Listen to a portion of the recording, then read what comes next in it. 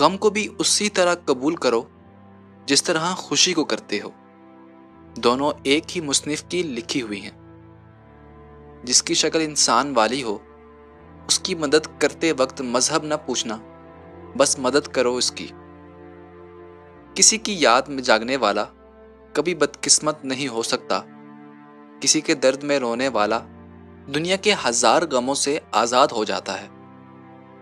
انسان سے محبت وہی کر سکتا ہے جس پر خدا مہربان ہو۔ دل کسی سے کتنا بھی خفا ہو، تم خاموش ہو جانا لیکن بے ادبی نہ کرنا۔ پریشانی سے بچنے کا ایک طریقہ یہ ہے کہ آپ اپنے آپ کو اور اپنی آرزوؤں کو اللہ تعالیٰ کے حوالے کر دیں، جس کے حوالے آپ نے بھی ہو جانا ہے۔ رحمت کے شکر میں جھکا ہوا سر سرفراز کر دیا جاتا ہے۔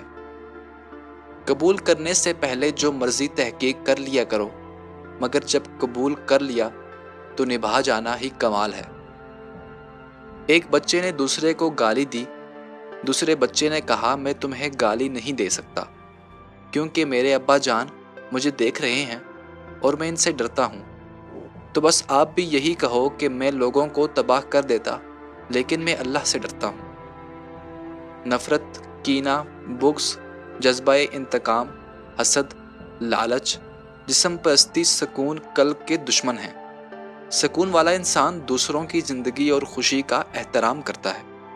پھر اسی کے ساتھ آج کی ویڈیو کا اختتام کرتے ہیں۔ امید ہے آپ کو آج کی ویڈیو پسند آئی ہوگی۔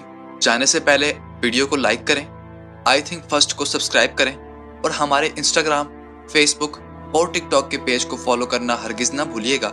اسی کے ساتھ آپ سے اجازت چاہیں گے۔ آپ سب سے ملاقات ہوگی اگلی ویڈیو میں۔ تب تک کے لیے اللہ حافظ۔